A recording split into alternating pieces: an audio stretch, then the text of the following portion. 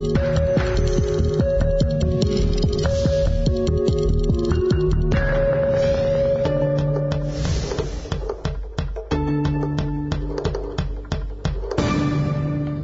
lo establecido por la reforma tributaria, desde el 1 de enero de 2015, hay algunos beneficios que desaparecerán para las pymes que no estén acogidas a regímenes especiales de los artículos 14 bis o 14 quater. Por ejemplo, ya no podrás postergar la tributación sobre rentas que no hayan sido retiradas de las compañías o también gozar de la exención de primera categoría. Queremos conocer más de este tema y para eso nos acompaña el abogado Claudio Bustos. Claudio, muchas gracias por su tiempo en Agenda Económica. No, gracias a usted. ¿Le parece, Claudio, que aplanemos un poco la cancha de información para todas las personas que nos están viendo? ¿Cómo podemos entender, cómo se puede definir lo que es el artículo? Partamos, por ejemplo, por el 14 bis, que actualmente está para la ley de impuesto a la renta en nuestro país y especialmente enfocado para las pymes.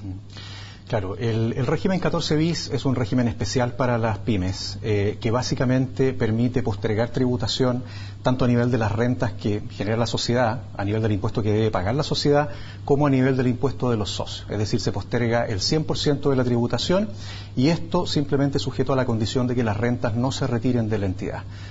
Mientras las rentas permanecen invertidas en la empresa, en el negocio, no hay tributación con el impuesto de primera categoría que paga la empresa, ni tampoco con el global complementario del socio persona natural, tributación que se genera solamente cuando se produce el retiro de las utilidades desde la empresa. Es decir, si actualmente una pyme, estoy simplemente inventando, ganó 50, 60 millones de pesos en un año, pero ese dinero se invirtió ya sea en maquinaria, ya sea quizá en infraestructura, en abrir otro local, por ejemplo, entonces la pyme no paga impuestos por esa utilidad ya que fue reinvertida. Exactamente, así es. Eso sujeto obviamente a ciertos límites de ingreso para la empresa, de tal manera que las entidades que se beneficien con este régimen sean efectivamente pymes. Por eso que la ley contempla un límite de ingreso que debe tener la empresa como promedio, se calcula como promedio cada 3 años, de un máximo de 5.000 UTM. Eso son aproximadamente 200 millones de pesos como promedio de ingreso cada 3 años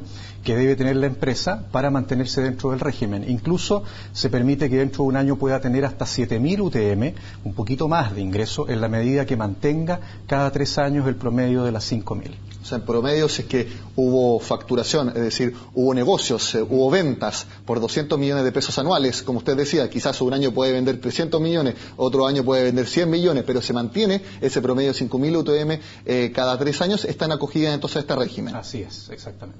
Muy bien. Hablemos ahora del 14 quater. ¿A qué se refiere ese artículo? El 14 quater lo que hace es otorgar una exención para las pymes. Si el 14 bis lo que hacía era postergar impuestos, simplemente era una postergación, porque cuando yo retiro tributo, en el caso del 14 quater hay una exención desde el punto de vista del impuesto que paga la empresa, es decir, el impuesto de primera categoría. Y esa exención se aplica sobre una base que puede llegar a un máximo de 1.440 UTM, en pesos es aproximadamente 58, 60 millones de pesos en el año, que si lo tomamos una tasa de 20% de impuesto anual, significa un ahorro de aproximadamente 12 millones de pesos de impuesto en el año para esa pyme. En este caso también hay ciertos límites de ingreso que debe cumplir la empresa, pero son límites bastante más amplios que los que establece el 14 bis. ¿Por qué se produce esa exención? Es una exención básicamente que lo que busca es favorecer a la pequeña y mediana empresa. Hay que pensar que una empresa que genere ingresos por 1.000 millones en el año, que en este caso es más o menos el límite hasta el cual se aplica el beneficio, es una empresa que todavía es considerada dentro de la categoría PYME, es una empresa en crecimiento, en desarrollo, y evidentemente lo que el legislador quiere es tratar de facilitar ese proceso, otorgándole de esa manera una exención a la empresa. La exención, eso sí, eso hay que dejarlo bien claro, se aplica solamente hasta el límite de base que he señalado, es decir, solamente hasta las 1.440 UTM, que son estos 60 millones, pero la empresa puede tener ingresos de hasta 1.000 millones aproximadamente en el año y todavía va a gozar de la exención hasta el monto antes señalado. Pero esos 50, por ejemplo, si lo entendí bien, si por ejemplo una pyme tiene utilidades hasta 58 millones de pesos, hasta ese tope entonces la pyme está exento de pagarlos, ¿y tributación por esa utilidad? Exactamente, hasta ese monto de utilidad está libre exenta de pagar el impuesto. ¿Utilidad retirada? De primera categoría. ¿Utilidad efectivamente retirada? Sobre la utilidad de la empresa. Claro, es utilidad no retirada, es utilidad antes del impuesto terminal que paga el socio. Esta es una exención a nivel del impuesto que paga la empresa, que es el impuesto de primera categoría. Perfecto. ¿Qué es lo que sucede después de que se aprobó la reforma tributaria a partir del 1 de enero de 2015? Tengo entendido que se termina el 14 bis y se termina el 14 cuater. Así es. A partir del 1 de enero de 2015 estos regímenes desaparecen, sin perjuicio de lo cual las empresas que al 31 de diciembre de este año estén ya acogidas a estos regímenes los pueden mantener hasta el 31 de diciembre de 2016, tal como se aplican hoy día.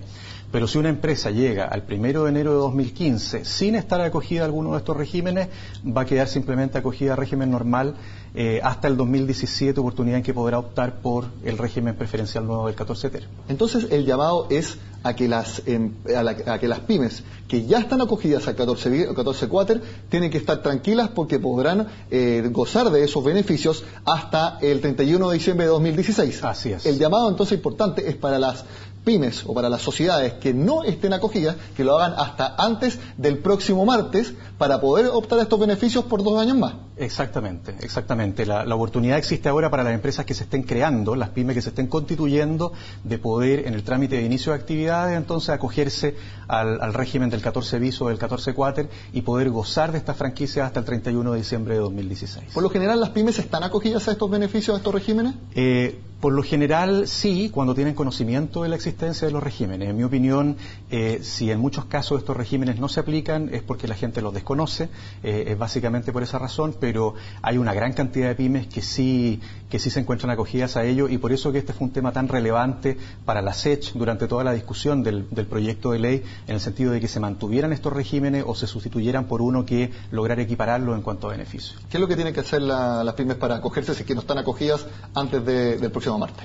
Tienen que, básicamente, las que se estén constituyendo ahora en diciembre, en el aviso de inicio de actividades, cuando inician actividades ante impuestos internos, en ese minuto manifestar su opción de acogerse a cualquiera de estos dos regímenes. Perfecto, Claudio. Hablemos ahora del régimen que reemplaza 14 bis a 14 cuater, que es el 14 TER. La verdad es que 14 TER, 4 bis puede ser un poco enredado. Pero bueno, ahora desde el 1 de enero de 2015 va a estar el 14 TER. Básicamente, ¿qué es lo que dice ese nuevo régimen? Claro, el 14 TER, para estos efectos hay que dividirlo en dos partes o en 2 etapas. Hay una etapa que entra en vigencia el 1 de enero de 2015, que es un régimen simplificado de tributación, y hay una segunda etapa, que es una etapa, un régimen muy relevante de beneficio tributario para las pymes, que entra en vigencia recién el 1 de enero de 2017. La fase que entra en vigencia el 1 de enero de 2015 básicamente consiste en un régimen simplificado de tributación que libera al contribuyente de llevar todos los registros obligatorios que normalmente deben llevar las empresas que declaran renta efectiva en primera categoría, y además le confiere un beneficio en el sentido de que va a tributar solamente sobre las rentas que perciba, es decir, solamente sobre lo que cobre y efectivamente le pague, sobre el flujo de caja.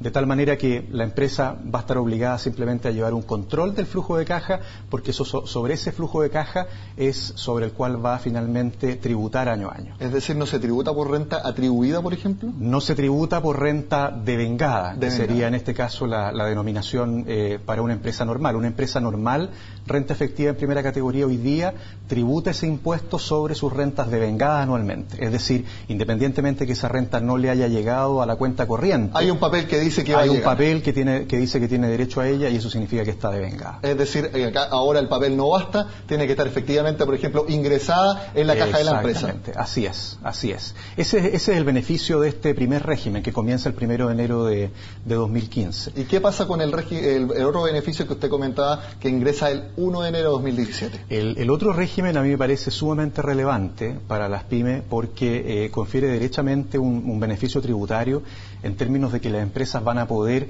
dejar de tributar anualmente el impuesto de primera categoría sobre una parte de las rentas que generen en ese año en la medida que esas rentas se mantengan invertidas en el negocio, invertidas en la empresa.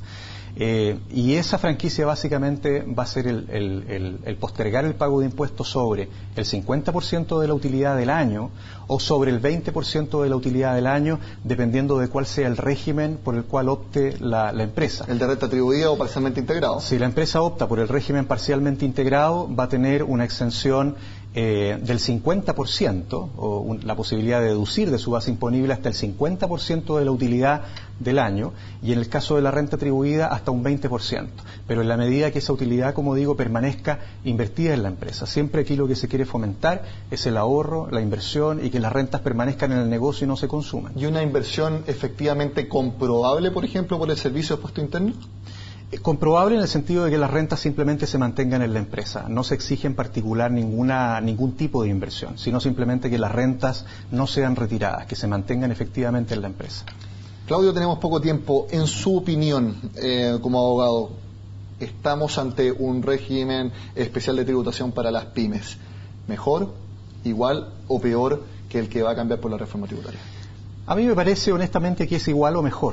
Peor yo creo que en ningún caso. A mí me parece que el 14 ter letra C, especialmente el que entra en vigencia el 1 de enero de 2017, va a ser un régimen bastante óptimo de tributación para las pymes, y es muy probable que una gran cantidad de empresas se acoja a ese régimen. Es además un régimen que tiene un límite de ingreso en el año bastante laxo, razonable dentro de la categoría PYME, que son básicamente 2.400 millones en el año. Estamos hablando de 2.400 millones el año de ingresos, 100.000 UF, es un límite bastante razonable dentro de la categoría PYME, por lo tanto es esperable que muchas empresas se acojan al régimen, y a mí me parece que las PYME quedaron en buen pie con la reforma. Bueno, esperemos que las personas que nos están viendo en la calle, que tienen una PYME, que no estén acogidas a los regímenes y beneficios del 14 bis o el 14 quater, lo hagan antes del 30 de diciembre para extender entonces los beneficios que entrega la ley chilena. Claudio, muchas gracias por su tiempo en Agenda Económica. No, gracias a ti. Bueno, y con este análisis sobre los beneficios que cambian por la entrada en vigencia de la reforma tributaria desde el 1 de enero de 2015, terminamos este lunes en el programa. Como siempre, los invito a que sigan con nosotros en CNN Chile.